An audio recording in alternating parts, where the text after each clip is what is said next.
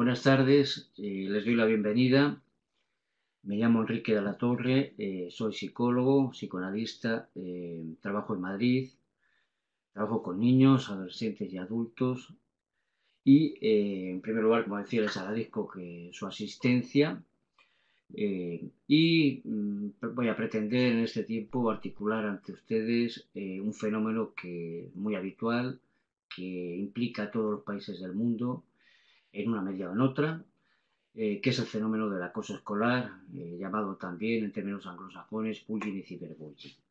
Bueno, voy a empezar con los datos, con la prevalencia de este fenómeno, pero antes de introducir esta cuestión, creo que es necesario definir genéricamente lo que es el bullying y el ciberbullying, eh, para poder saber de lo que estamos hablando. Ambos tienen el mismo objeto, los dos, tanto el bullying como el ciberbullying.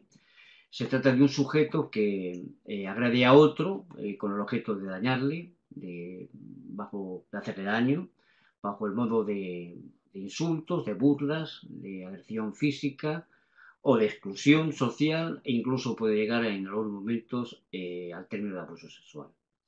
El contexto donde suele producirse el bullying, que es presencial, es en el centro escolar, tienen fronteras bien delimitadas, y en cambio el ciberbullying, esas fronteras, la actuación, la ejecución de ello exceden las fronteras del centro escolar, porque ya saben ustedes que las técnicas cibernéticas permiten hacerlo desde cualquier sitio y a cualquier hora. Es una diferencia importante. Lo cual quiere decir también que puede ser como mucho más insistente el ciberbullying que el bullying, porque de otras cosas no suele haber presencia de adultos que puedan observar esta conducta. Este fenómeno implica a los chicos, a las chicas, a ambos géneros y además al grupo, que actúa como observador de lo que está sucediendo y muchas veces es cómplice, porque activa o pasivamente, cómplice en ambas situaciones, apoyan al agresor o a los agresores, a los victimarios, sobre la víctima. El bullying y el ciberbullying tienen el mismo objeto, como hemos dicho, pero guardan algunas características que podremos ir señalando un poco más adelante, ¿no? Ahora vamos a intentar mostrarles, a decirles algunos de los datos para que nos ubiquemos en la importancia que tiene este fenómeno en todas las partes del mundo. Y los datos que les voy a ofrecer son desde el año 2017 para acá, en la actualidad. Han sido recogidos de organismos reconocidos, como son la UNESCO, Bullying Sin Fronteras, que opera en Latinoamérica y en España, el Big Bullying en el Reino Unido, y también los datos que nos ha ofrecido la Fundación ANAR y MAFRE a nivel europeo también, ¿no? Bueno, pasemos ya directamente a los datos. Eh, Cerca del 33% de los niños y de los jóvenes se ven afectados en el mundo por el fenómeno del acoso escolar, tanto en su versión presencial, bullying, como la cibernética, el ciberbullying. Los países más afectados en América son Estados Unidos y México.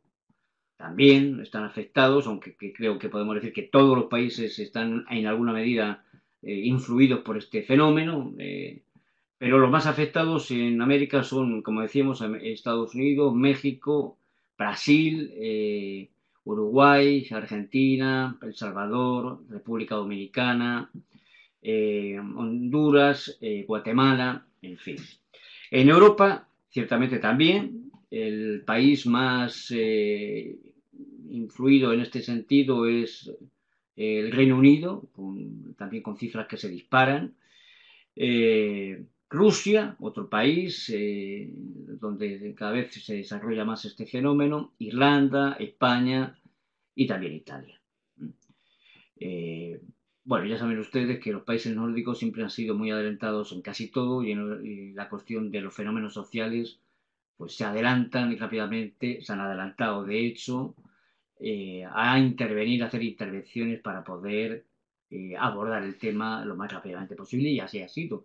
Parte de las investigaciones y de los métodos que existen en la actualidad, pues están abordados desde un inicio por los países nórdicos, Suecia y Finlandia, ¿no? En Estados Unidos es bastante escalofriante los datos, ¿no? Son 51 millones de estudiantes los que tiene el sistema educativo en su forma primaria y secundaria, de los cuales más del o cerca del 77% dicen haberse sentido acosados o sentirse acosados en la actualidad, ¿no? Es un número elevadísimo. Hay 160.000 niños y adolescentes en Estados Unidos que practican el absentismo escolar justamente por el temor a ser acosados en los centros. Eh, el 43% de los chicos en Estados Unidos teme ser atacado en los baños de los centros. El grupo más acosado en Estados Unidos son los gays, y hay ya esto, algo que rodea todo este contexto de violencia. Hay 100.000 denuncias en Estados Unidos al año por introducir armas de fuego en las aulas o los centros. En México le sigue, los datos tampoco son demasiado mejores, más optimistas, porque cerca del 70% de los alumnos de todo el estudiantado mexicano están afectados por el término del bullying o ciberbullying. Esto es 28 millones de niños y adolescentes. El total son 40. En México, además, se da una circunstancia que hay un contexto generalizado de violencia, ya lo saben ustedes, que coadyuva al bullying, donde ser un matón comienza a ser o ha comenzado a ser bien visto por parte, sobre todo, de los propios adolescentes. En España, saben ustedes que nos organizamos a través de una estructura administrativa que se denominan comunidades autónomas.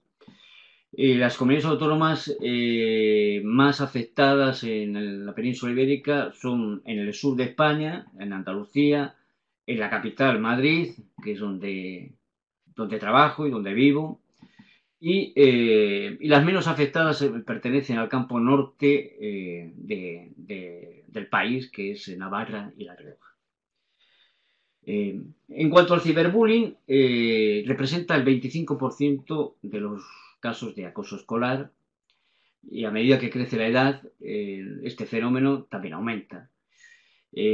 Hasta tal punto que a los 13 años el 37% de los casos de ciberbullying son de ciberbullying. El 37% de los casos de acoso escolar son solamente de ciberbullying. Las edades medias del bullying es de 11,6 años. Entre los más pequeños la media es entre los 9 y los 11, lo cual pues, nos ayuda a ubicarnos de que cuanto más nos acercamos a la edad de la adolescencia, el fenómeno es cada vez más frecuente. La edad general de inicio, en cambio, de ciberbullying es de los 13,6 años, evidentemente, porque es donde se da mayor acceso a las tecnologías. Este es el factor fundamental, ¿no? El género suele ser bastante equitativo, salvo que hay estadísticas, o la salvedad en las estadísticas es que viene a decirnos que donde se denuncian el mayor número de incidentes del fenómeno de acoso es más frecuente que sean en las niñas, es decir, que más afectadas que los niños. Y respecto al ciberbullying, aquí sí que se propaga mucho, el 70% de los afectados son chicas, son mujeres, y que cuando el varón lo recibe, pues enfrente tenemos a 2,4 mujeres que lo sufren. Es decir, es algo exponencialmente muy determinante, ¿no? Las niñas reciben más acoso psicológico, son más ignoradas y los rumores que se expanden son más desagradables. Las niñas sufren por la apariencia física y son más acosadas por mensajes que los niños. Aquellos niños que se muestran como disconformes con su género, también son más propensos a ser el centro de la violencia escolar que aquellos otros que se ubican bajo el binomio de hombre y mujer o masculino y femenino, ¿no?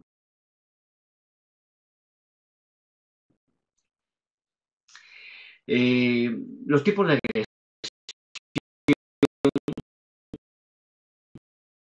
pueden ser múltiples, pero los más habituales pueden ser el acoso físico y sexual,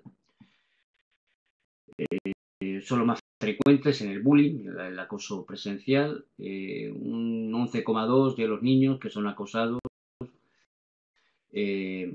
informan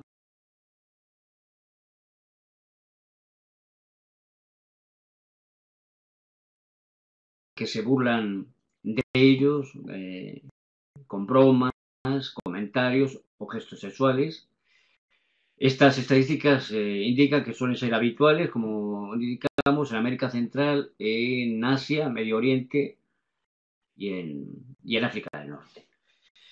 En cambio, el ciberbullying, el acto más habitual es el insulto, con diferencia, el 63%, luego lo alcanzan las amenazas con un 24%, y por último,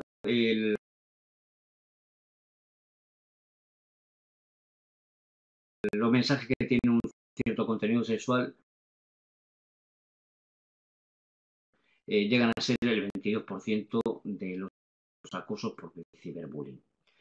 Los medios utilizados se pueden imaginar que son el móvil, con el WhatsApp y las redes sociales. El WhatsApp alcanza el 81% y las redes sociales el 36% de los casos de ciberbullying.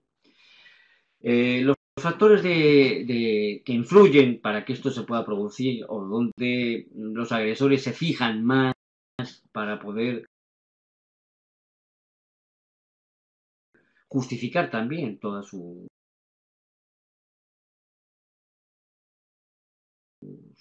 comportamiento agresivo.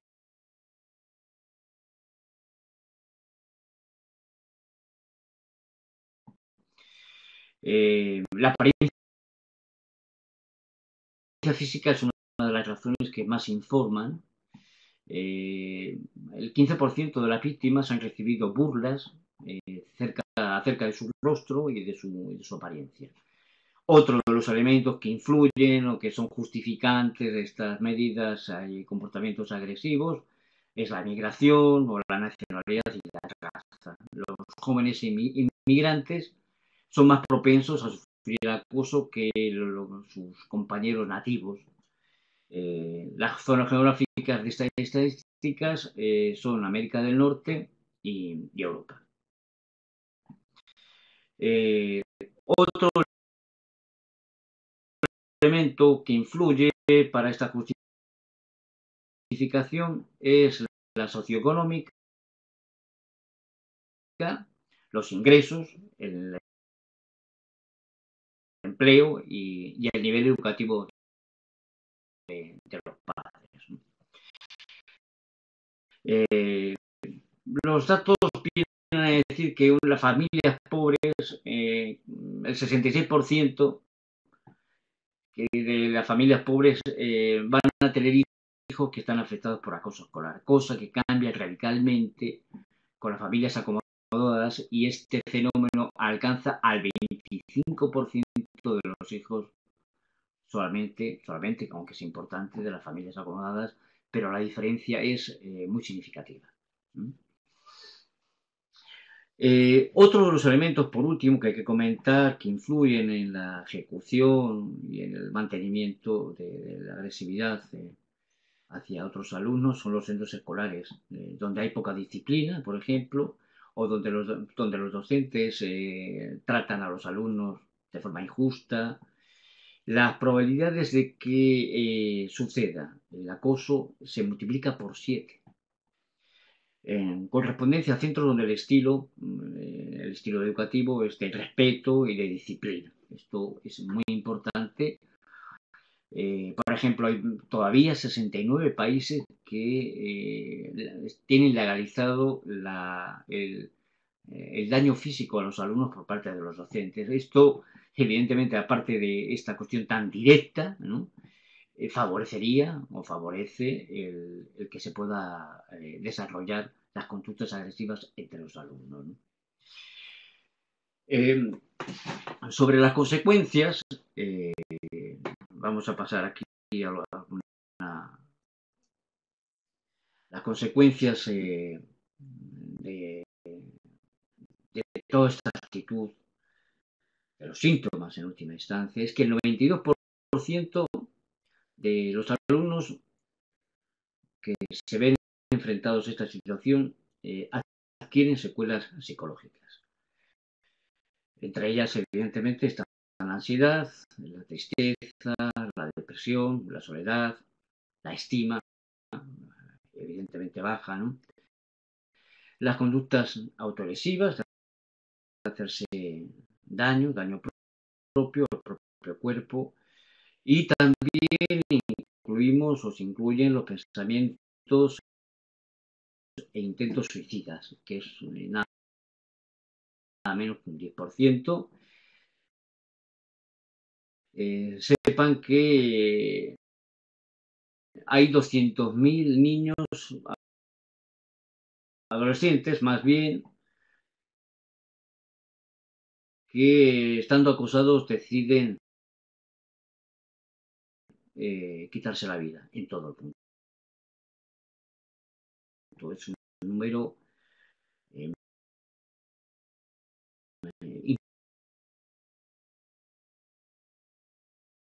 impresionante, ciertamente, ¿no?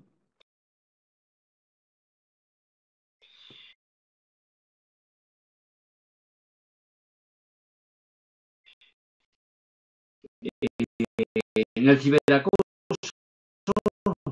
en el ciberbullying, el hostigamiento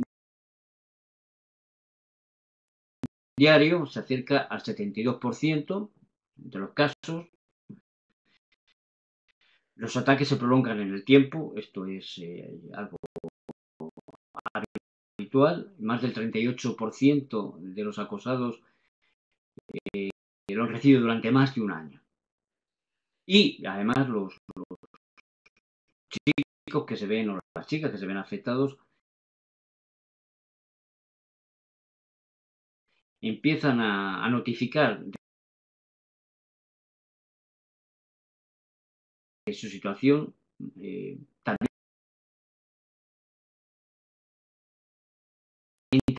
tardíamente, es decir,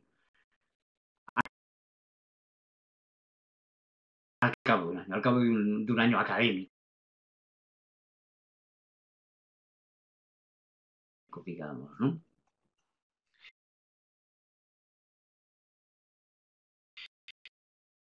De algunos estudios se desprende que el 31% de los son considerados como muy graves debido a las acciones físicas de acoso y agresión con golpes y patadas. Al prolongarse en el tiempo, las acciones son diarias y a veces más violentas con el paso del tiempo. La intimidación socava el sentido de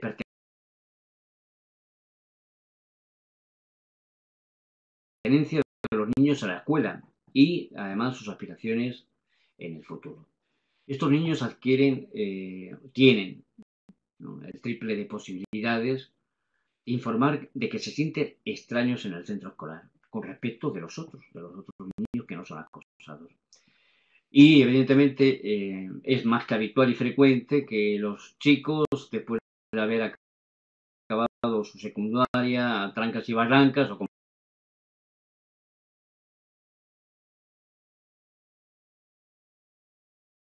pueden, claro, pues evidentemente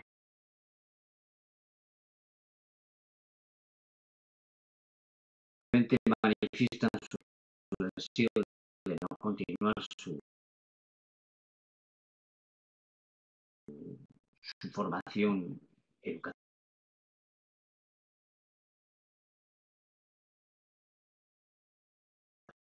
¿no? Es decir, no continuar con, bueno, organizaciones más elevadas de formación. Los resultados académicos son bajos, las puntuaciones en los exámenes se resienten, tienen peores calificaciones y aumenta la ansiedad frente a las pruebas evaluativas. La salud mental y física se ve afectada por el acoso escolar, tienen el doble de posibilidades los afectados de sentirse solos, con problemas para conciliar el sueño, revelan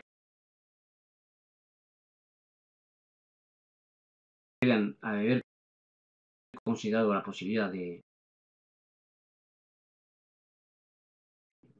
suicidio.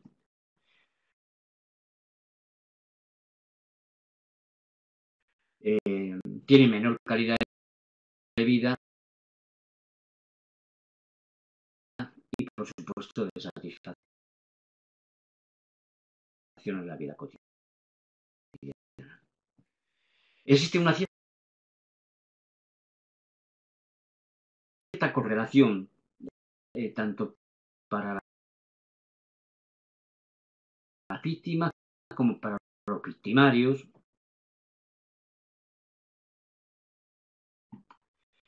entre el acoso escolar, ¿no?, y el consumo de alcohol, el tabaco y el cannabis.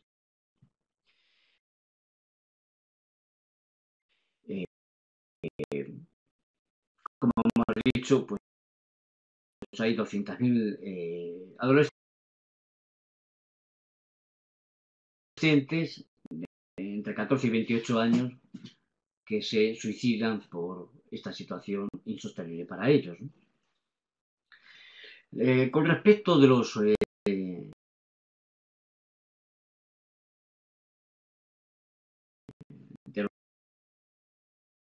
victimarios,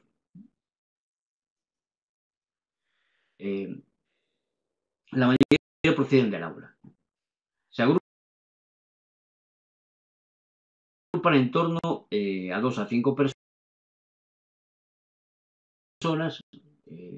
son del mismo sexo que el agredido. Es decir, no se suele producir esta cuestión de que un chico agreda a una chica, sino que se lo reparte entre los géneros.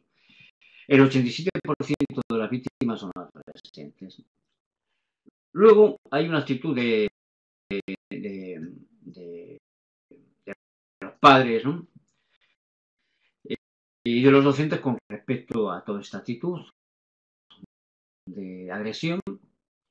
El 75% de los docentes que son informados de que está ocurriendo algo en el centro o en la clase toman determinaciones sobre lo que está sucediendo. Lo que sucede también es que después los estudios nos dicen que ni los víctimas ni los padres, familiares de las víctimas, están contentos con las medidas que han adoptado los profesores. Eso sí, se moviliza mucho más rápidamente por el motivo del bullying y ciberbullying que por otros motivos diferentes, ¿no?, de agresión también o de falta de convivencia en la escuela. Es decir, este fenómeno moviliza más a los profesores. Ahora bien, como decíamos, no están demasiado contentos con las medidas que toman o incluso con los efectos que se producen, ¿no? Los padres también, algunos de ellos toman ciertas medidas, cercano a un 10%, que es cambiarlos de centro escolar. Bueno, esta cuestión, por supuesto, lo intentan con la mejor de las intenciones, ¿no?, de las ideas y del buen hacer, pero la verdad es que no vale de gran cosa porque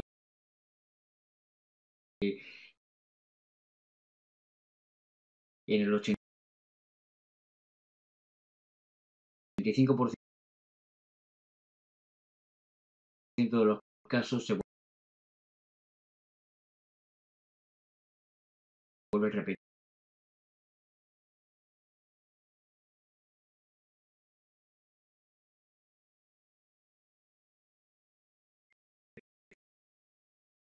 en caso del acoso presencial,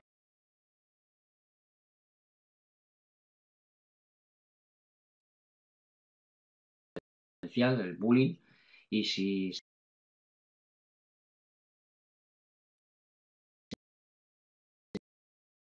tratase del ciberacoso, del ciberbullying, la repetición de que se vuelve a repetir la misma situación es cercano al 30%. Las intervenciones sugeridas para abordar todo este fenómeno eh, son en dos vías fundamentalmente, una que es la más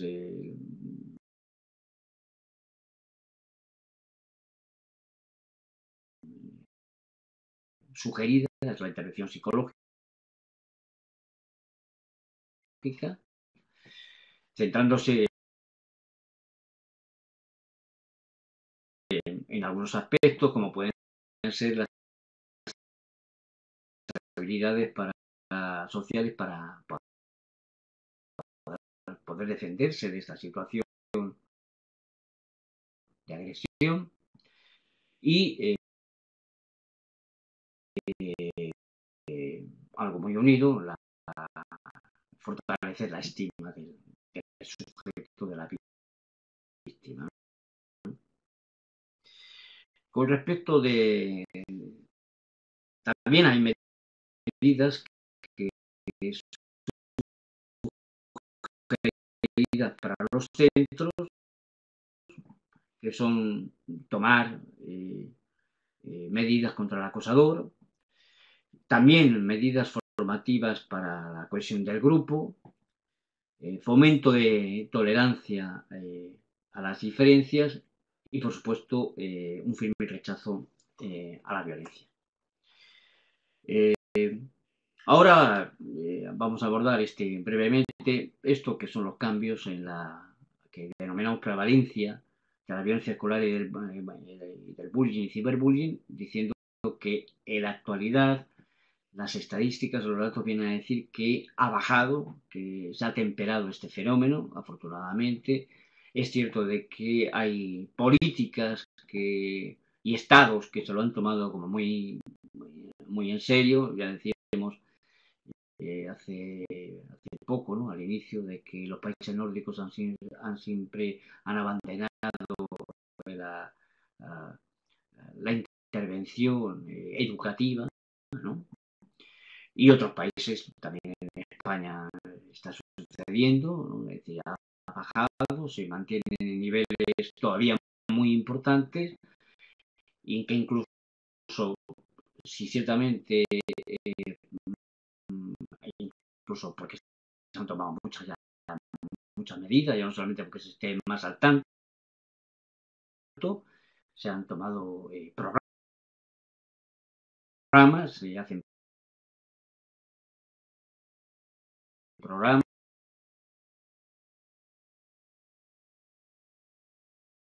tienen protocolos para poder intervenir y detectar situaciones de acoso en casi todos los centros escolares, ¿no?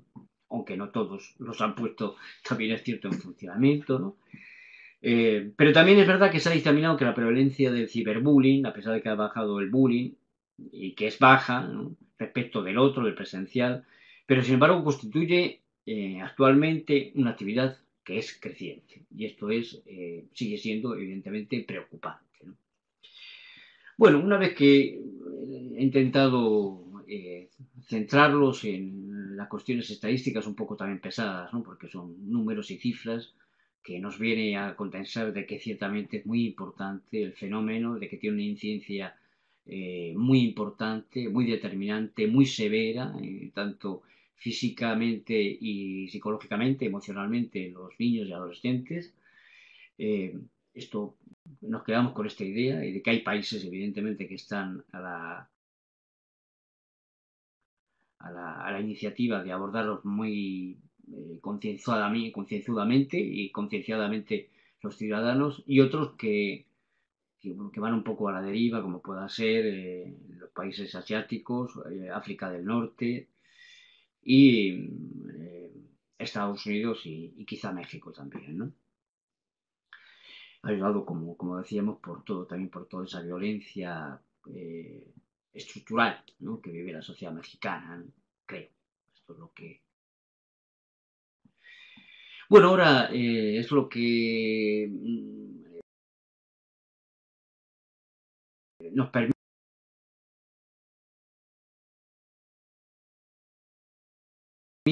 introducir, ahora sí,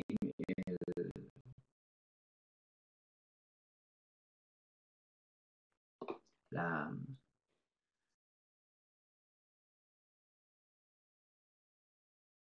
el siguiente epígrafe, que es el contexto social, ¿no?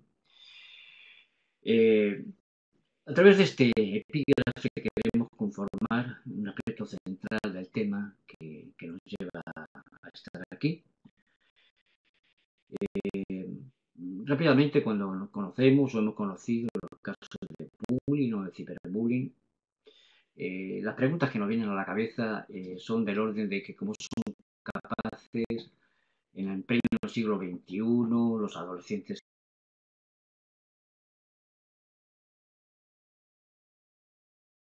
en su actualidad de hacer tanto daño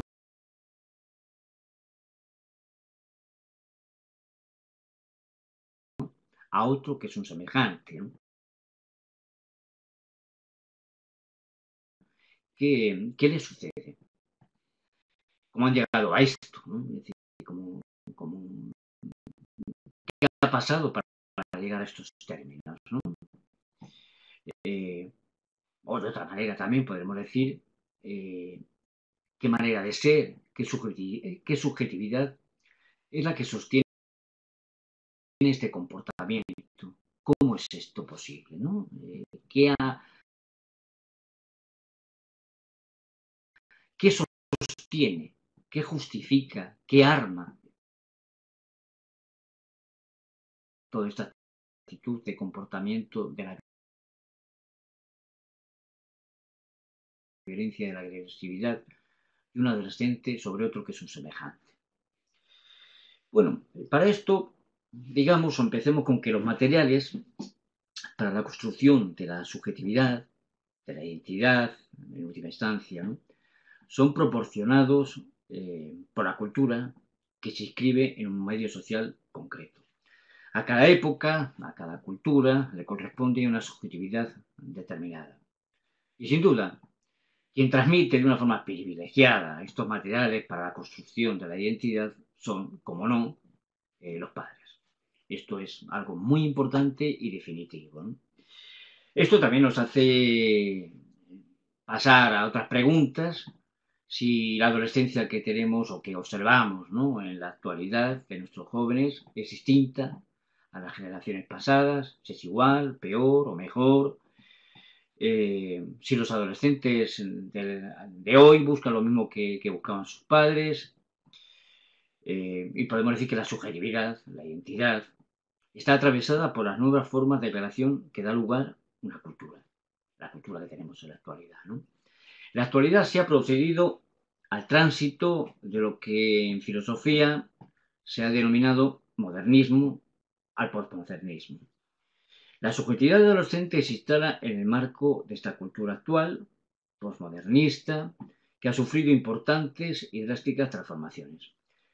Por eso ninguna adolescencia puede ser igual a la otra, ni es mejor ni es peor, sino que está creada justamente por los matices culturales del momento en la sociedad en la que vivimos. En todo caso, y además hay un efecto que ya lo veremos dentro de unas líneas, ¿no?, que tiene que ver con la globalización. Esto pasa en todo el mundo, cada sociedad es distinta, sí, pero hay un efecto globalizador donde ahora ya no hay tantas sociedades distintas, ¿no? Esto es una evidencia también importante y por lo tanto, por eso el fenómeno está extendido en todo el mundo. Un fenómeno global, ¿no?, también, ¿no? En todo caso, sí que podemos afirmar que todas las adolescencias, todas las construcciones de la subjetividad tienen consecuencias. Esto es indudable. Y además, no todas son deseables. Esto también es importante. Hay influencias sobre la cultura actual que sí me gustaría señalar, por lo menos genéricamente, para que nos hagamos cargo de que hay una serie de elementos históricos que han influido en el devenir cultural que han tenido trascendencia en la cultura actual, ¿no? Las transformaciones más importantes son en las relaciones sociales, las que hemos vivido desde hace más de 40 años. Las relaciones de los sujetos entre sí, es decir, la naturaleza de los vínculos, de los lazos sociales, ¿no? De los valores significantes compartidos, de la vida familiar, de la sexualidad también. Relaciones consigo mismo, de los sujetos consigo mismos. Relación con el propio cuerpo, también, de nuevo, con la sexualidad y con la intimidad. Los antecedentes históricos vienen de hace mucho tiempo, evidentemente, pero hubo un corte drástico, que evidentemente son las dos guerras mundiales en el mundo, en Europa, centradas en Europa, las dos, y a partir de la Segunda Guerra Mundial es cuando se empiezan a producir cambios muy, muy importantes en el orden cultural y social. A partir de la Segunda Guerra Mundial, donde ocurrió el Holocausto, ya saben ustedes en qué consistió este drama, que además no ha sido extirpado, ¿no? Porque aquellos que lo han sufrido, que incluso lo han combatido, pues han cogido el testigo de su ejercicio. Una cosa que no nos deja de impresionar. Otros elementos, voy a nombrarlos solamente, pues por ejemplo la guerra de Vietnam, la caída del socialismo, donde se habían depositado muchas esperanzas, ¿no? Muchas ilusiones de construir un mundo nuevo, un hombre nuevo, bueno, ya lo saben ustedes, ¿no? La irrupción del mayo del 68, el mayo francés, el rock and roll, las parejas, el amor libre, la China de Mao Zedong, la purga de la banda de los cuatro, ¿no?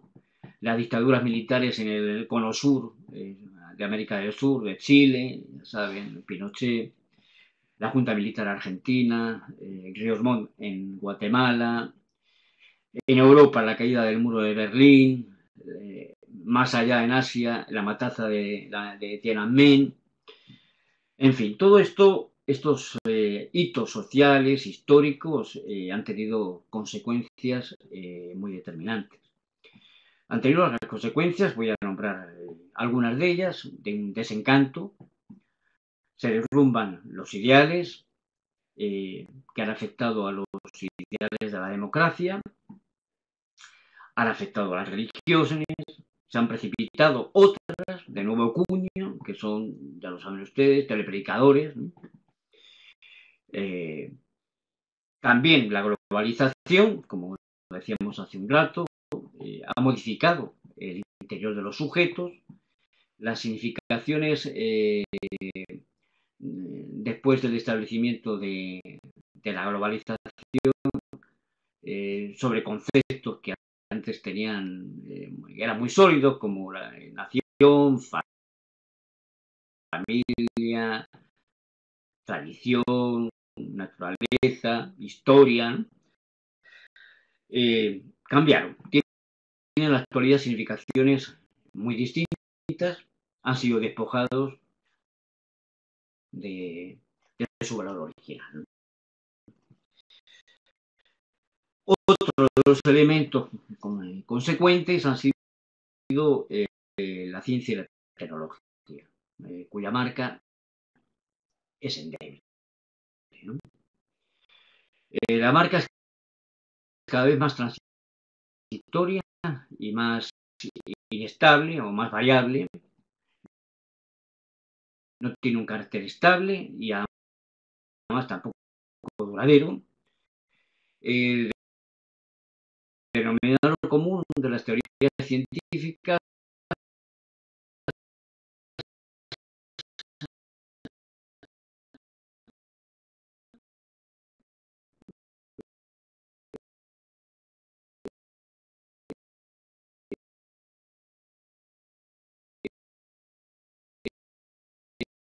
es algo así como que esta ya no y esta tampoco. Esta ausencia de estabilidad y duración conducen a una incertidumbre, una ausencia de parámetros que den soporte y seguridad. Debilidad para predecir las consecuencias de nuestras propias decisiones. La incertidumbre, la indeterminación y la inseguridad implica varias cuestiones. La pérdida de las tradiciones, la pérdida del sentido, la carencia de identidad personal, la pérdida de relaciones significativas con la naturaleza. Ahí tenemos la relación que tenemos con el Amazonas y toda la zona que está o que ha ardido en el pulmón del mundo en Brasil, ¿no? La desaparición de la historia, etc. Y socialmente también se han precipitado consecuencias importantes.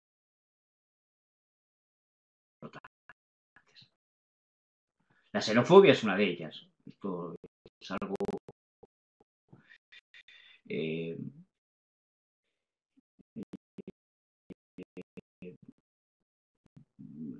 que afecta a todo el mundo. En Europa esto es ahora absolutamente terrible lo que está sucediendo, ¿no? Es decir, dirigentes apoyando, ¿no?, las cuestiones xenófobas, ¿no?,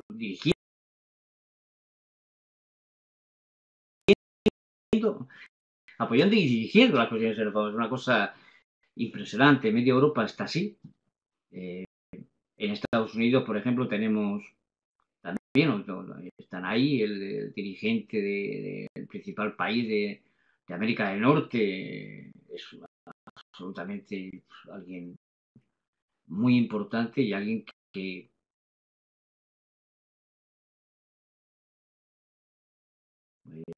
tiene una producción intelectual muy particular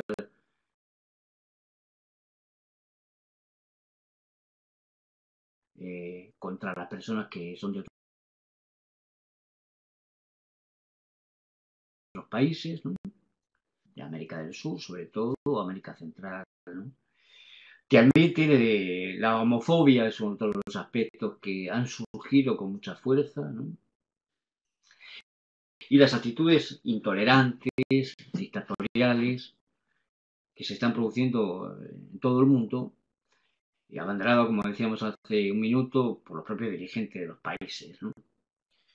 En Europa tenemos dirigentes de Hungría, de Polonia, hace poco, Salvini en Italia,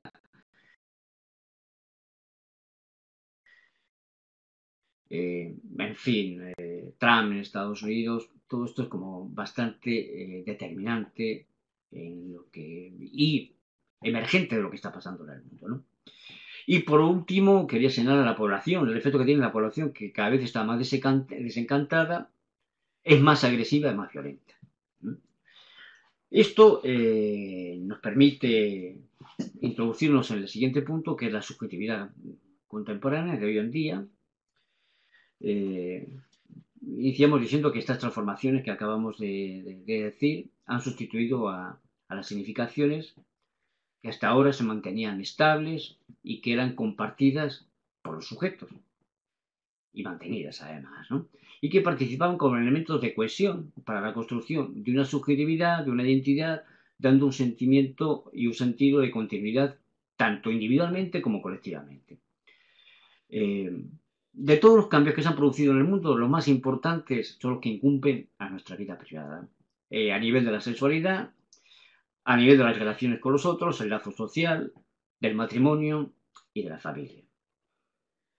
Incide en cómo nos percibimos a nosotros mismos y formamos lazos con los otros, con los demás, ¿no?, con el semejante. Los cambios han afectado la vida tanto en la pareja como en la familia.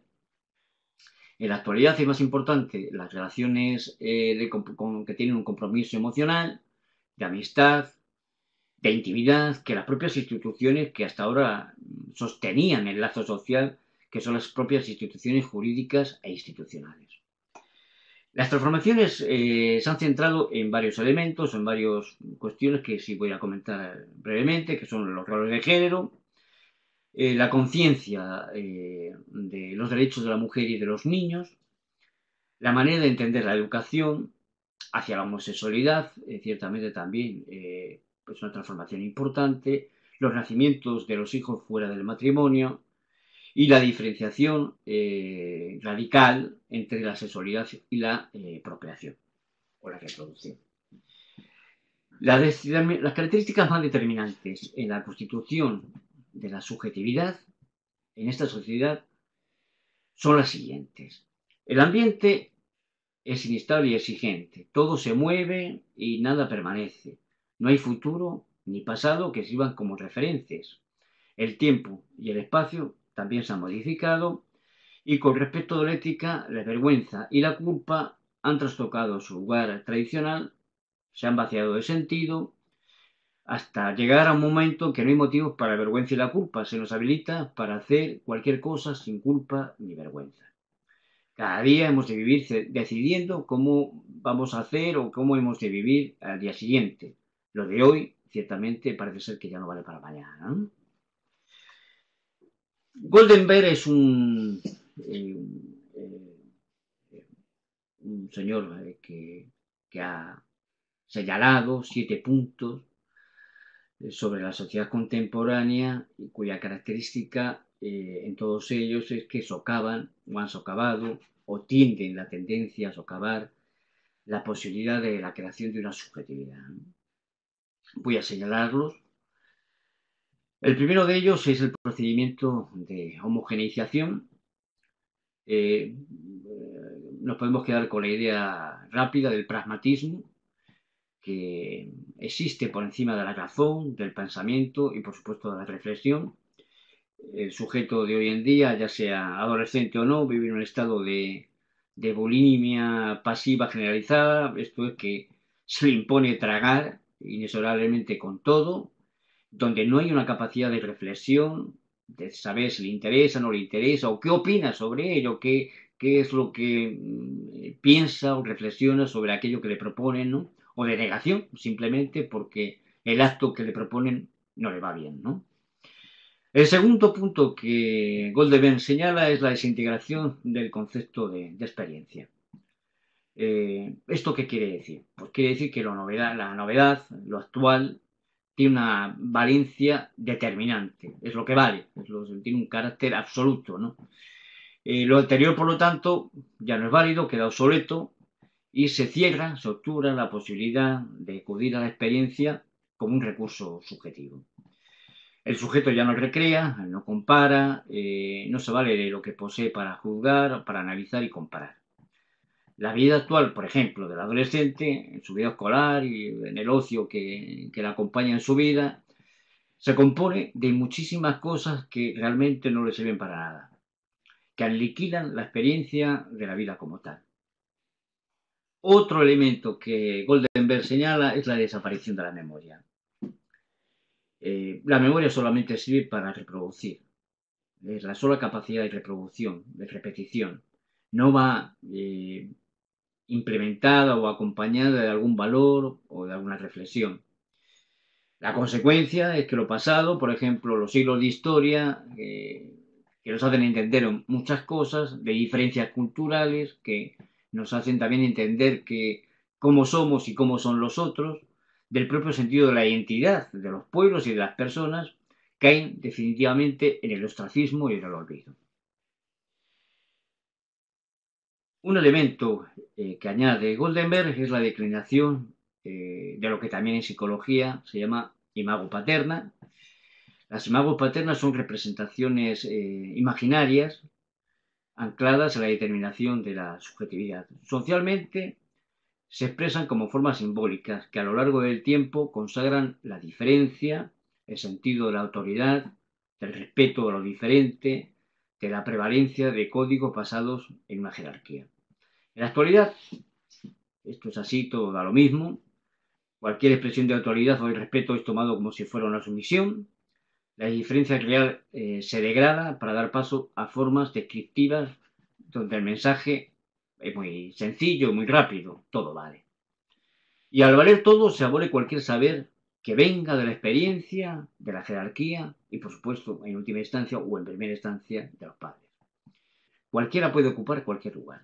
Ya saben ustedes que cualquier persona puede hablar de física nuclear cuando no tiene ni idea de física nuclear. Pero claro, como tiene derecho a hablar, pues habla de cualquier cosa y su palabra debe ser respetada porque ese saber también le confiere a él. Ya sabemos que esto tiene importantes consecuencias para todo. Otro de los elementos que señala en estos obstáculos Goldenberg sobre la construcción de una subjetividad es el incremento ciertamente del racismo. Porque este tiende a uniformizar todo signo de diferencia, de alteridad, de particularidad. Es estigmatizado como extraño, lo diferente, y también oprobioso. Y parece ser que en muchos casos y muchas veces es una señal que hace necesaria o que puede hacer necesaria la posibilidad de persecución. Después pasa Goldenberg a señalar sobre los efectos de la mirada, definiéndolo como planetarización de la mirada. Los dispositivos de control, de vigilancia, se tornan cada vez más sofisticados, sustituyen al relato subjetivo de los sujetos y dan lugar a aquello que se vale solamente de las evidencias. Las pruebas de que un sujeto, por ejemplo, cumplió con el ritual social. Esto es decir, aquí pasa en todos los países es muy similar, pasa una desgracia y entonces se llenan de flores, se llenan de objetos que recuerdan, de velas, etcétera, ¿no? Hay que entender que no es que me parezca mal o que esté señalando esto como algo negativo, ¿no? Pero lo que quiero señalar justamente es lo que prevalece en un cierto momento. Es decir, todo el mundo tiene que estar ahí. Todo el mundo, ¿no? Es decir, no es válido alguien que no esté allí. Es decir, aunque pueda estar en contra de lo que ha pasado, puede sentir mucho enfado, mucha rabia porque ha sido un atentado o porque ha pasado una desgracia, ¿no? No es suficiente con eso. Hay que dar fe, ¿no?, de la presencia ritual, ¿no? Por supuesto, eso parece indicar de que cuánta gente está preocupada por este hecho, porque hay una mujer joven o varios jóvenes que han fallecido porque en un evento musical había muchísima gente, ha habido un accidente, se ha caído en una tribuna y han fallecido 4, entonces parece que todo el mundo se vuelca, ¿no? Y sí, por supuesto que habrá muchas personas que lo sientan con un dolor muy grande, muy infinito, pero todo esto está bajo este aspecto que estoy señalando, que es la mirada. Hay que estar ahí, hay que dejar la flor, hay que dejar esto. Eso sí, a lo mejor jamás se preocuparon por ese compañero o por esa amiga. Nunca saben, o nunca, incluso del mismo centro escolar, ¿no? Estoy hablando de eso, porque claro, si vive a 20 kilómetros no tiene mucho sentido, ¿no? Pero incluso gente cercana, de compañeros que nunca se han preocupado, son capaces de hacer eso, ¿no? Es una cosa como muy significativa para poder señalar justamente lo que se torna ahora como más importante y se denosta, pues, otro tipo de medidas, ¿no? Por último, señala la contingencia, el rechazo de la contingencia. La contingencia es lo imprevisible, aquello que surge, se precipita, aquello que por otra parte está sujeto a interpretarse y que queda anulado por lo que sí que se valida, que es justamente lo que es predecible y que en última instancia aquello que es predecible siempre es lo que va a ser controlado, ¿no?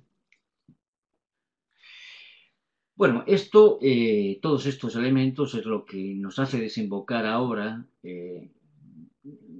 la concreción de la incidencia de estos elementos denominados de la modernidad y de la posmodernidad, tanto en la infancia y la adolescencia, es decir, cómo influyen en la construcción de esa subjetividad en nuestros niños y en nuestros adolescentes, ¿no? Para ello vamos a abordarlo a partir de bueno, de varios elementos, pero de una institución princeps de la infancia y a la adolescencia, que es la formación educativa, más decididamente las relaciones, por ejemplo, de los docentes o del centro, del equipo rector con los propios alumnos y con los padres, ¿no? En última instancia es quién guía y hacia qué dirección se indica a los alumnos en su desarrollo, tanto formativo como emocional. Y esto que parece como muy claro, porque podríamos decirlo como muy rápidamente, que evidentemente es el centro educativo, no lo es tanto. No lo es tanto y por eso partimos de aquí y vamos a exponer una serie de ideas que nos ayudarán quizá a entenderlo, por lo menos esa es mi intención, ¿no? La intervención de los padres indica otra dirección. Los padres tienden a eximir a los hijos de cualquier responsabilidad y frustración. Los padres son los que no acuden a las entrevistas de los tutores de sus hijos, aduciendo problemas, por ejemplo, de tiempo, laborales, en muchas ocasiones, ¿no? Eh, en Finlandia, por ejemplo, si un padre es convocado y no va a la reunión del colegio para su hijo, es, al contrario, mal mirado en la empresa donde trabaja. Es decir, siempre pueden tener permiso laboral para poder ir a una entrevista al colegio de sus hijos, ¿no? Bueno, pues hay un padre que tiene conocimiento, ¿no? En el centro donde trabaja, de que no acude, es criticado, es más visto, ¿no? Aquí, la mayoría de los países occidentales es todo lo contrario, ¿no? Es decir, los padres son los que ordenan voy, no voy, y si me interesa o no me interesa, y sobre todo si van a acudir a escuchar aspectos negativos de los comportamientos de sus hijos, menos aún. No les gusta a los padres en general, ¿no? Eh, Eximen, por lo tanto, a los profesores que tengan una comunicación directa a través de eso que en algunos países se denomina agenda, que es el vehículo que los profesores o los docentes tienen para poder actualizar tanto cuestiones formativas o de comportamiento o de otro tipo de cosas entre el docente y los padres acerca de los hijos que están formándose en el centro escolar, ¿no? Y los eximen de eso, es decir, no escriba tanto porque no lo necesitamos, ¿no? Tampoco aceptan una uniformidad en la vestimenta que hace que, sobre todo en la adolescencia, se diriman las diferencias existentes, eh, eh, bueno, de clases sociales o de personas, de adolescentes que pueden tener mayor acceso económico, ¿no? Que otros y que se expresa a través de la vestimenta. Bueno, una de las propuestas que se ha hecho en muchos países es la uniformización de la vestimenta, es decir, que pistan los adolescentes de una forma similar para que estas diferencias no sean tan elocuentes y que se pueda tratar a todos por un rasgo de igualdad, ¿no? Y de equilibrio, ¿no? Bueno, los padres lo han rechazado, aduciendo, por supuesto, la libertad de elección, que es una elección, no es una elección propiamente suya, es una elección de los hijos. Los hijos quieren ir como quieren ir y los padres obedecen, hacen caso, aceptan la propuesta de los hijos, ¿no? Hay pues un empoderamiento de los hijos bajo la égida de siempre de Su Majestad el Baby, ¿no? Es una máxima que tiende o que está conformada por proveer de los aspectos materiales habidos y por haber, ¿no? Hacia el niño y hacia el adolescente, no le puede faltar de nada, ¿no? Uno de los ejemplos que ustedes conocen ampliamente, fácilmente, son eso que se da en todo el mundo, o en los países occidentales, al menos en África, ciertamente, como no les alcanzan para comer, tampoco les va a alcanzar, evidentemente, para tener un smartphone, pero los países occidentales sí. Y entonces los padres gastan unas cantidades bastante importantes en dotar a sus hijos de smartphone, que saben que tienen muchas posibilidades de manejo, con muchas actualizaciones, muchas apps, muchas cosas, ¿no? Son aparatos que cuestan, por ejemplo, en España pueden costar 500, 600, 700 o 1000 y pico de euros, una cantidad eh, más o menos equivalente a dólares americanos. y que son capaces de todo, pues, bueno, pues son regalados a los chicos de 12, 13 años, ¿no? Porque realmente, bueno, pues no parece que estrictamente sea tan necesario, ¿no? Este es el problema, de que no hay una reflexión de si es conveniente, si es necesario, qué pensamos sobre ello. No hay reflexión de ningún tipo. Lo más que pueden decir algunos padres un poco críticos es que no lo voy a dejar a mi hijo porque va a ser el único que no tenga un smartphone. Bueno, esto es bastante habitual también que ocurra, ¿no? Otros padres pudientes económicamente, por lo que voy a decir, pues aceptan costear una operación quirúrgica a sus hijas eh, con el objeto de adelgazar o de ampliarle los pechos, o en los chicos de eliminar una nariz prominente, por ejemplo. Es decir, estos actos tienden, ocupan el lugar, eliminando la elaboración psíquica y es ocupado por el acto de la operación que estamos diciendo, ¿no? Toda la vida familiar gira en torno al hijo, a toda esta cuestión de las necesidades, ¿no? Digamos así, puntuales del hijo, ¿no? Eh, Hay un desplazamiento de la responsabilidad paterna hacia otras figuras, que ya sabes, de los abuelos, de las cuidadoras, de los servicios de guardería, antes de entrar en el centro escolar, etcétera. Cuando los hijos son algo más mayores, se ocupan ellos mismos,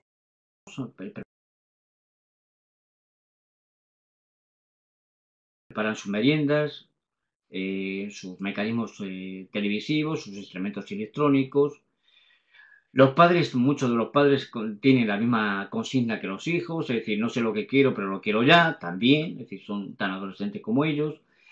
Y por último, señalar que empieza a notarse una crianza, lo que llamamos una crianza artificial, porque se sustituye la responsabilidad de la crianza por la opinión de expertos. Es decir, hay una serie de expertos que dicen cómo se debe de criar a los hijos. Es decir, aparece la desconciencia hacia sí mismos, toda la tradición histórica de los cuidados de sus propios padres o de las intervenciones de los propios padres hacen que han desaparecido y son sustituidos, es eso que decimos de la historia o de las tradiciones, son sustituidas por los expertos.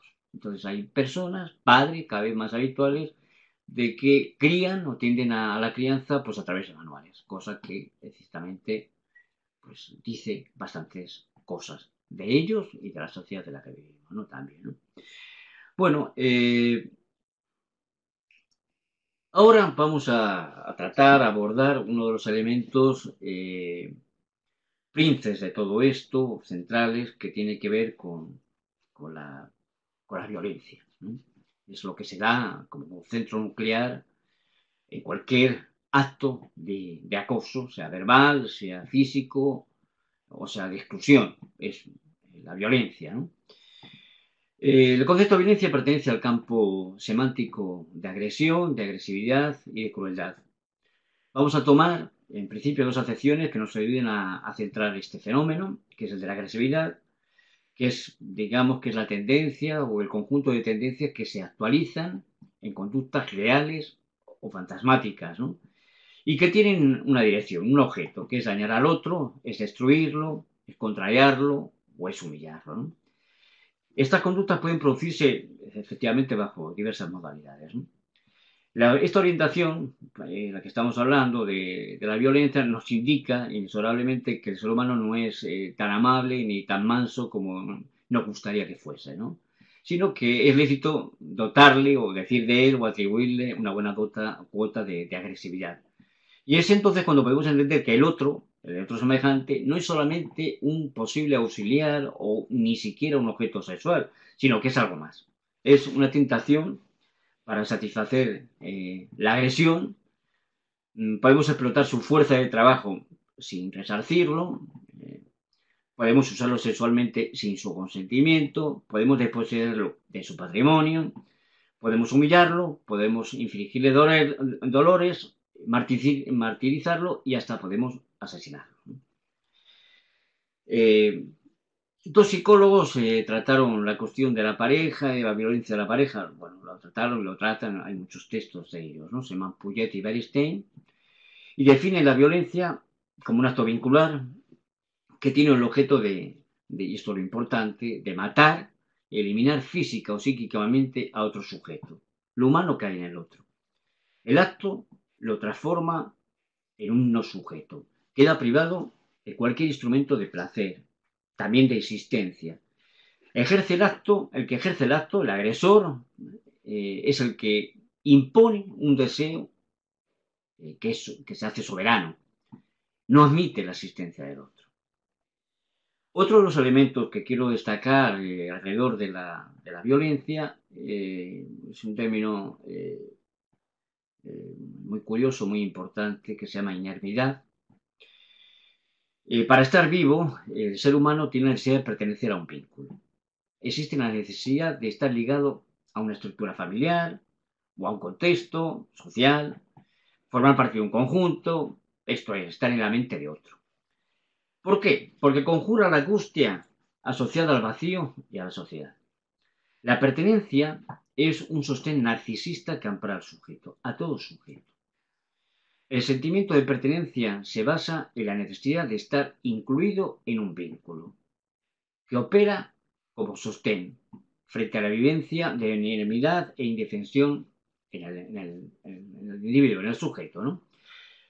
Hay dos vertientes, una que es manifiesta, que es la que adapta a la realidad, adaptativa a la realidad, y la imaginaria, que se refiere a la necesidad de sentirse protegido, contenido en un ambiente amparador.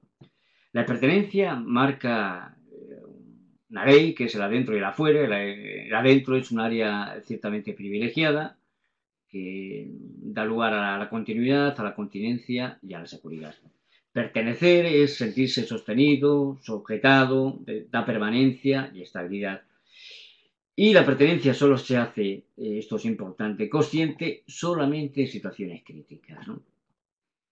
El sentimiento de pertenencia está ligado al reconocimiento. El pertenecer y ser reconocido evita la angustia de la no asignación. Esto es de un señor que se llama Caes. Si un sujeto siente la no asignación, primero se precipita la angustia que corresponde a este sentimiento, que da paso a la posición de no tener existencia. Esto es de estar muerto. Cuestión que puede dar lugar a una violencia o en el plano clínico a lo que ya conocemos y denominamos angustia traumática tras el desamparo.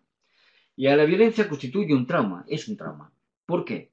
Porque está asociada a la relación con el otro, bien sea ya en el plano familiar o en el plano social. De la misma forma que decimos que el niño se interroga acerca del deseo que tiene la madre hacia él, ¿no? Es decir, ¿qué quiere mamá de mí? ¿No?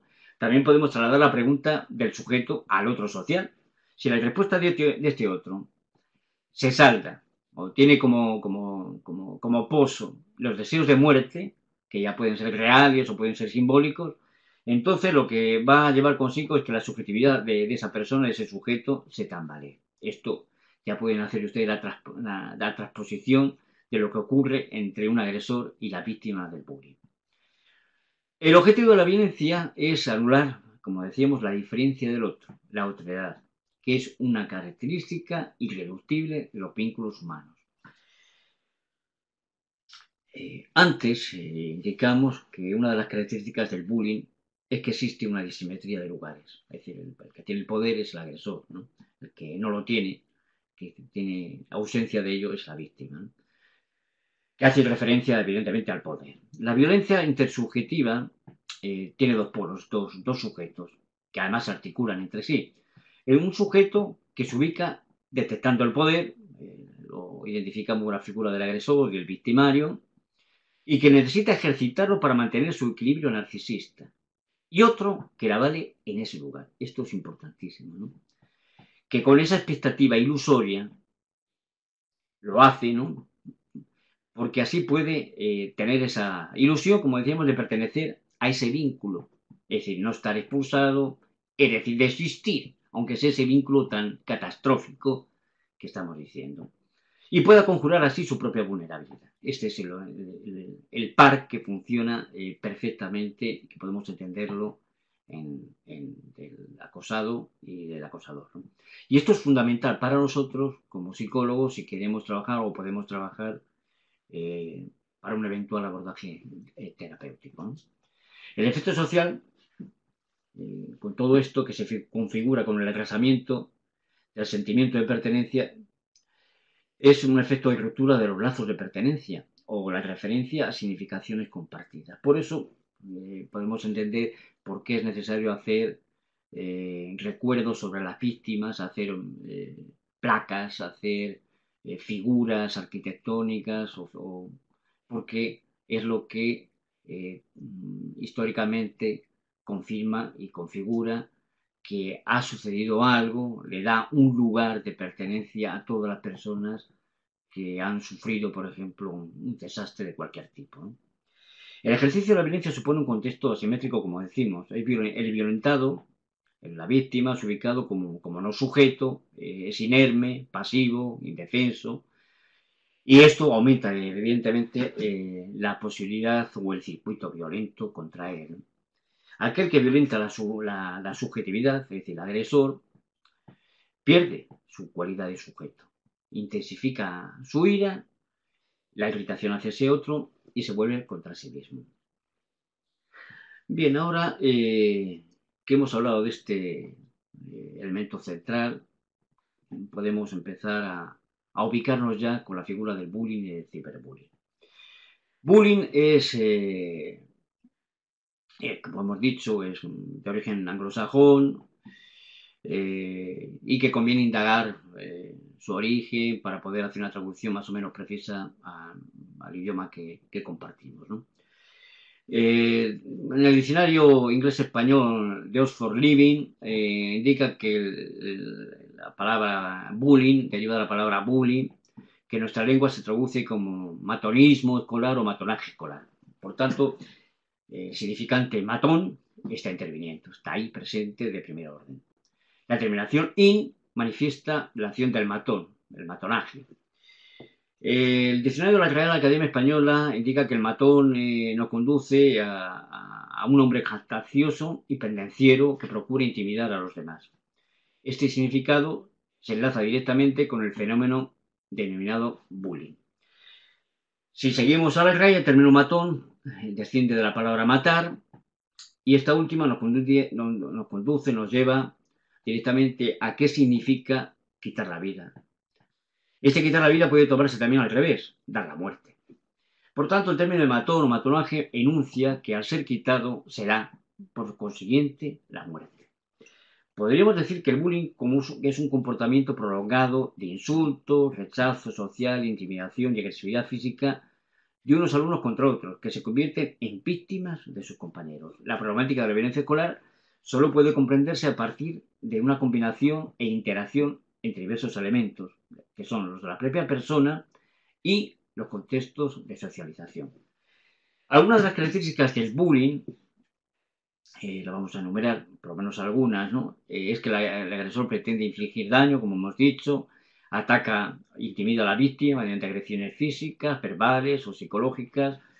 La violencia ocurre repetidamente, se prolonga durante cierto tiempo, el agresor se percibe a sí mismo como más fuerte, las agresiones se producen producen el efecto deseado, la víctima no provoca, esto es importante también, el comportamiento agresivo, el agresor recibe el apoyo del grupo, la víctima se encuentra indefensa y existe una relación jerárquica de dominación-sumisión entre el agresor y la víctima.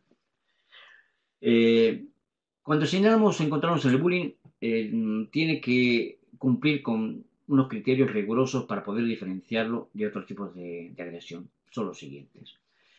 Que es una conducta o conductas de agresión y hostigamiento de un sujeto hacia otro, entre pares, entre iguales.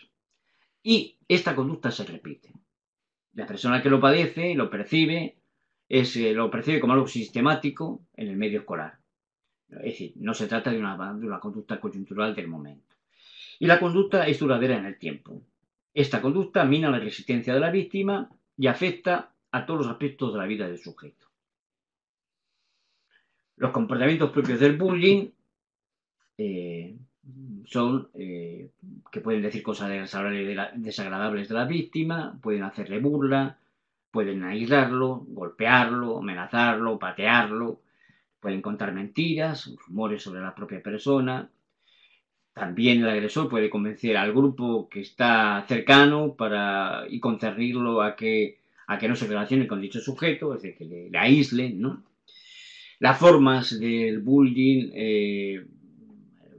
verbal, ya saben, motes, burlas, ridiculizar, física, los golpes, los codazos, la emocional, el chantaje, que es muchas veces pues, pedirle dinero, ¿no? Otras veces hacerle pensar de que es amigo, ¿no?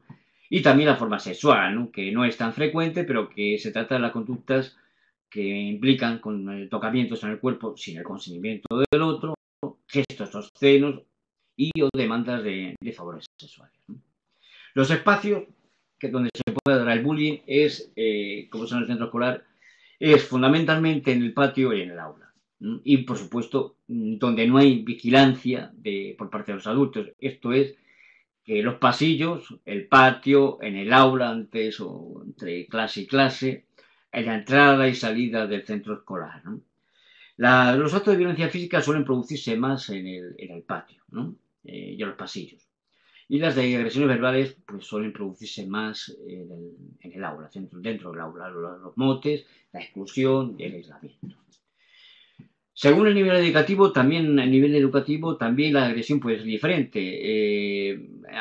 Como el ordenamiento de la primaria, el maltrato físico directo y la exclusión social son los más predominantes, que disminuyen en la secundaria, y sin embargo el maltrato verbal puede ser más habitual ya en la formación secundaria, ¿no?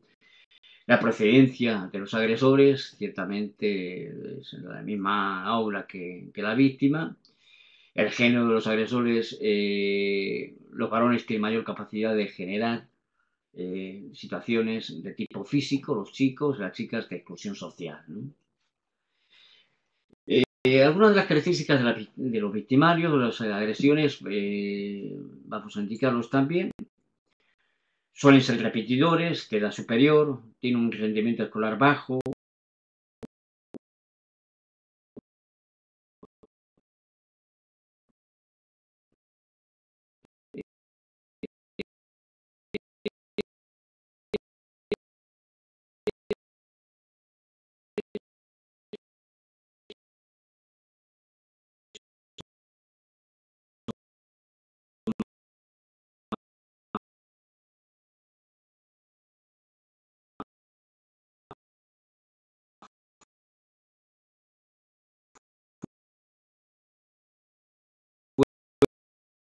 fuerte físicamente, sienten poca empatía, tienen dificultad para aceptar las normas sociales, eh, intolerancia a la frustración, poca intervención de los padres, poca relación con ellos o poca presencia en la función de crianza y educativa, presentan impulsividad, informan de conflictos familiares en referencia al autoritarismo y a la hostilidad.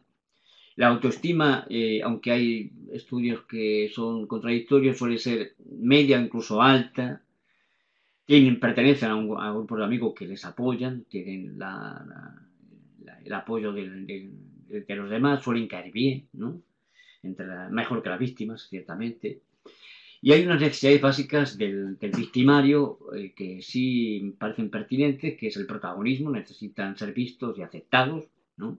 Precisan atención, precisan sentir seguridad y poder, se muestran como diferentes, se crean una reputación e identidad particular con el grupo de pertenencia, precisan llenar un vacío emocional, no tienen la capacidad de pasión o de emocionarse, precisan de la creación, por lo tanto, de situaciones extremas para poder conseguir una emoción. Con respecto de las víctimas, distinguimos que hay dos maneras distintas que reaccionan frente al acoso. Hay una víctima que denominamos pasiva o sumisa, ¿no? Que interpreta la situación como una experiencia muy crítica, muy traumática, que además se puede juntar con su tendencia al retraimiento, mina su estima, y se puede precipitar en esta víctima que denominamos sumisa o pasiva, sentimientos depresivos y además sentimientos de soledad. Las características de las víctimas pasivas suelen presentar un hándicap físico, que puede ser tiene una estructura débil, estructuralmente, físicamente, o de obesidad. El rendimiento académico puede ser superior, son poco asertivos, son tímidos, ansiosos, inseguros, con bajo nivel de estima, rechazo y aislamiento con respecto de los grupos, tienen dificultades para poder ser escuchados en los grupos, para poder imponerse y que sean escuchados, y suelen ser sujetos sobreprotegidos por parte de sus padres, ¿no? El otro tipo de víctimas que hemos señalado es el de las víctimas provocativas hacia sus pares, ¿no? eh, que se pueden asociar a una imposibilidad que ellos tienen y entonces desencadenan una reacción agresiva contra los propios compañeros, ¿no? Las características que suelen ser, como decíamos, impulsivos, ansiosos, no respetan las normas sociales, son rechazados, como no, por los compañeros, informan de un trato familiar hostil y además coercitivo y son impacientes, ¿no? De estos dos grupos de víctimas hay algo que les une, que es el aislamiento en la escuela y la impopularidad, ¿no? Bueno, sobre las consecuencias, yo creo que hemos dicho ya muchas de las consecuencias. Afecta el bienestar psicológico y físico en los niños y en los adolescentes. Una imagen negativa de sí, desórdenes de aprendizaje, insatisfacción con respecto a la vida, sintomatología depresiva, ansiedad, soledad, reacciones psicosomáticas, ¿no? Dolor de cabeza y de estómago, dificultades para conciliar el sueño. Bueno, todos estos elementos y seguramente algunos más son los que se suelen producir, ¿no? Los elementos que favorecen la selección de la víctima, ¿no? Hay uno que es, bueno, hay varios, pero este es muy importante, es que hay una falta de respaldo social evidente por los propios compañeros, pero incluso por los profesores o incluso por el centro rector de la institución. No, son gente que no tienen apoyo, no tienen lazo con los demás y por lo tanto también pasa por eso, ¿no? Claro, justamente lo buscan porque saben perfectamente que no van a ser defendidos, ¿no? Los factores que influyen, porque son elegidos, pueden ser evidentemente de cuatro tipos de factores, que son los individuales, familiares, escolares y sociales, ¿no? Los individuales, pues son de los agresivos, de los agresores, quiero decir, pues son la impulsividad, no tienen empatía, tienen mal humor, son irritables y, por supuesto, tienen una actitud positiva hacia la violencia. Con respecto a la autoestima, hay estudios contradictorios de los agresores diciendo que hay estudios que dicen que tienen baja, otros que tienen alta, no está muy determinado ni muy claro cuál es el nivel de estima, ¿no? Lo que sí sabemos es lo que hemos dicho, ¿no? De que necesitan apuntalar un narcisismo podemos intuir que tiene un narcisismo como herido, precario. Esto es importante, ¿no? Las razones escolares, la masificación, la carencia de normas, la orientación autoritaria de los profesores hacia los adolescentes influyen también en la determinación de la existencia del acoso. Los familiares, sabemos que el contexto familiar es el más importante para la vida de un sujeto, es donde se arma toda la estructura de personalidad de un sujeto, es en la familia, ¿no? Y todas las experiencias posteriores son las que van a tomar como referencia lo que haya pasado en la familia, porque el contexto familiar provee de la adquisición de conocimientos para el desarrollo de habilidades, hay una interacción afectiva también entre los propios progenitores, hay una relación entre sus integrantes, si hay una calidad de relación, pues favorece que no exista esa disposición hacia la violencia, hacia la agresividad. Eh, es decir, cuando hay un clima familiar positivo, pues hay un ajuste conductual y emocional de los hijos, ¿no? Cuando hay un clima negativo, los elementos mencionados pues desaparecen, no están, y entonces pueden dar lugar a delincuencia, violencia, victimización y sintomología, como hemos dicho, depresiva. Eh, Dentro de los sociales, Hay factores que favorecen la existencia de todo este fenómeno. Son los medios de comunicación, la televisión, pues ya sabe que lo que proponen no son muchas veces elementos, porque no es lo que vende, elementos apaciguadores, ¿no? Elementos de reflexión ni de conocimiento, sino que proveen de elementos que tienen que ver con ejecuciones, con actos, ¿no? Con impulsividades, ¿no? Otro de los factores sociales importantes son los recursos comunitarios para intervenir en el formato preventivo. Es decir, estamos hablando de servicios sociales, jurídicos o policiales también, ¿no?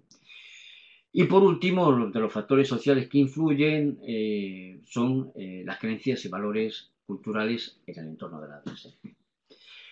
Bueno, ahora abordamos el ciberbullying, que como saben ustedes es el uso de los teléfonos móviles, internet, por correo electrónico, por mensajería, por chat, páginas web, bueno, las tecnologías de la información, las TIC que se llaman, ¿no?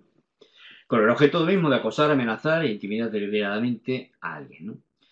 De lo mismo que en el bullying, están plenas, llenas de intencionalidad, de repetición y de desequilibrio del poder.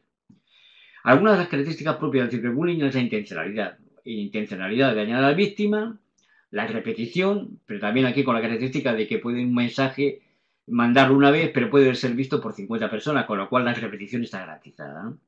Hay un desequilibrio de poder, obviamente igual que en el bullying, ¿no?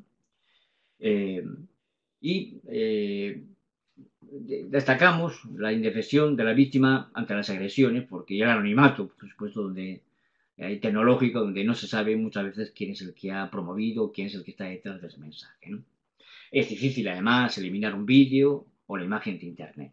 Es un canal abierto, con las nuevas tecnologías, el agresor puede cometer sus agresiones en cualquier sitio y en cualquier momento, es decir, que puede hacer por la mañana, por la tarde, por la noche, ¿no? Y hay un escaso feedback, además, o de control por parte de los adultos con respecto de lo que sus hijos hacen a través o con los smartphones famosos, ¿no? Los tipos que se pueden producir o de la manera de que se formaliza, ya lo hemos indicado, son los SMS, las fotografías, los vídeos, llamadas por teléfono, también correos electrónicos, chat, messenger, en fin. Las causas del ciberbullying: hay un efecto de desinhibición, ¿no? Es decir, que favorece todo esto, porque es un comportamiento más desinhibido, más abierto, menos restrictivo. Las redes sociales favorecen mucho de que haya gente que estén atentos a disposiciones de otros alumnos, de otros compañeros, y puedan aprovecharse de esta vulnerabilidad, digamos, ¿no? Y la interacción de los adultos, lo que hemos dicho, es decir, los adultos no intervienen demasiado en las relaciones que sus hijos tienen con las tecnologías de la información, ¿no? Los efectos, digamos, son parecidos, similares a los que se producen en el bullying. Eh, la más extrema, evidentemente, es la del suicidio, ¿no? La muerte de la víctima, ¿no? Las consecuencias, no tan extremas, afectan en general a la salud, a la calidad de vida, al bienestar. El daño emocional es muy significativo. Y las consecuencias del bullying, del presencial, como ya hemos dicho, pues son parecidas también al ciberbullying: depresión, ansiedad, fracaso, ¿no? Eh, en los agresores, pues similar también, hay una desconexión moral, una falta de empatía, hay un comportamiento agresivo, conducta delictiva, hay ingesta de alcohol y drogas a veces, dependencia de las tecnologías y también alcanza al absentismo escolar. Una de las causas que pueden dar lugar o que pueden precipitar a que alguien se convierta en ciberacosador pueden ser las envidias y los celos, o porque a partir de una ruptura de pareja entre adolescentes, y por supuesto el motivo princes, uno de ellos, es la intolerancia, los prejuicios raciales y sexistas o sexuales, ¿no? Eh, Puede ser uno de los elementos que los docentes, ¿no? Pueden detectar es el bajo rendimiento. Esto es el significante o el síntoma más claro, más determinante que se puede ver acerca del bullying y del ciberbullying, ¿no? Pero no es el único, porque evidentemente en la medida que tengan un contacto, es decir, con los pasillos, con el recreo, con los comentarios, con las caras de los alumnos, es decir, alguien preocupado puede darse cuenta bastante rápidamente de lo que está sucediendo en el aula, ¿no? Ahora nos va a permitir entrar entonces en los programas de, de- de detección, no solamente de detección, sino de prevención del bullying y del ciberbullying, ¿no?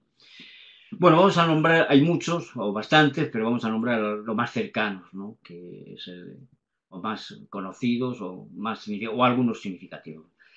El primero que vamos a nombrar es el de Olveus, que es digamos, el padre de toda esta cuestión del ciberacoso, ¿no? Del acoso escolar, cuyo programa precisa un requisito general previo muy importante, que es la concienciación de los agentes que conforman el sistema educativo en el centro escolar, es decir, que tomen conciencia de lo que está pasando, de lo que puede pasar con respecto al acoso, ¿no?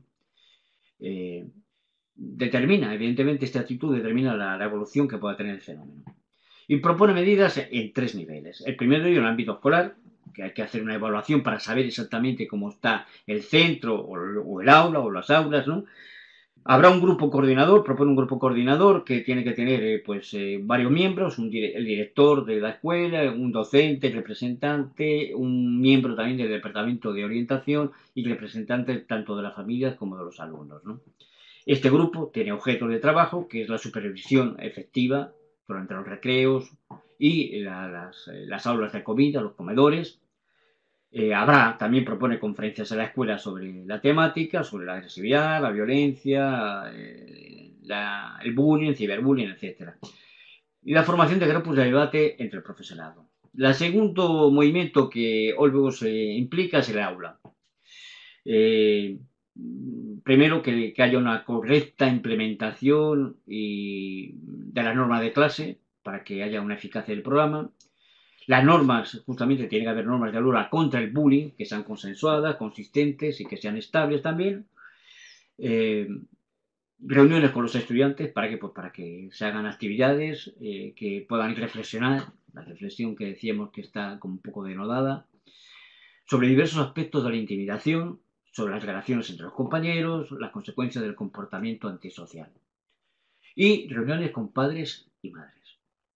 Y el tercer aspecto ya es individual, es un aspecto que propone individualmente, que serían efectivamente ya pasar a las personas, las entrevistas con agresores y las víctimas, las entrevistas con los padres y las madres y los planes individuales de intervención. Con respecto al centro, los programas de prevención, vamos a decir algunos de ustedes ya lo saben, son conocidos, son de intervención y de prevención, que es la mediación familiar, que es una forma de resolver conflictos entre dos o más personas con la ayuda de un tercero, neutral, imparcial, que es el mediador. Los mediadores pueden ser alumnos, pueden ser profesores, pueden ser madres, pueden ser padres o personal no docente.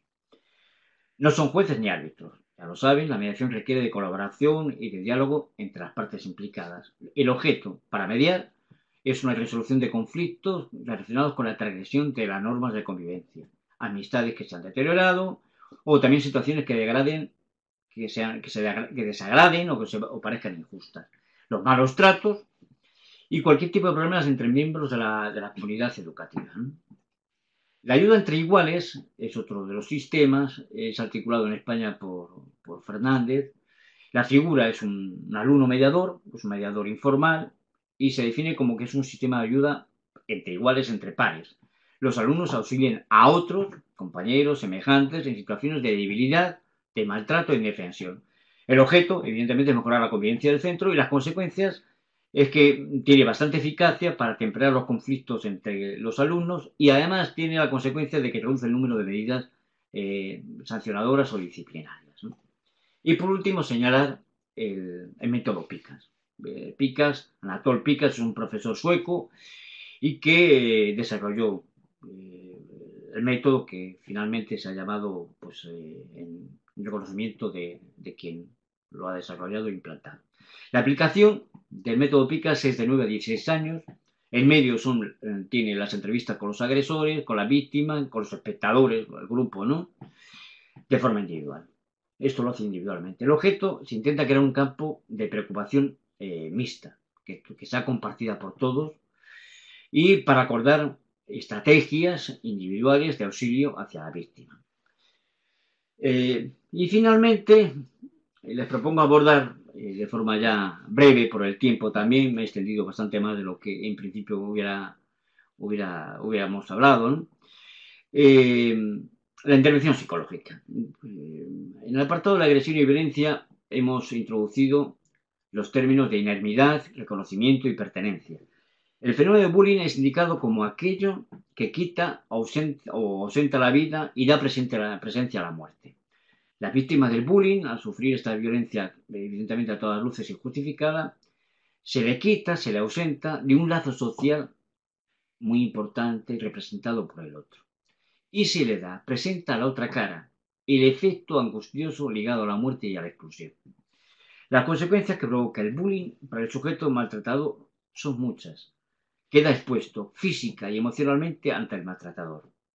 Consecuencias, terror en el acosado de asistir al centro educativo. Esto que decíamos en Estados Unidos, de que hay cerca de 160.000 personas, niños, adolescentes, que no acuden por asentismo escolar. Se pone nervioso, triste, solitario en su vida diaria y en algunos esto lo puede llevar al suicidio. La inermidad que vivenciamos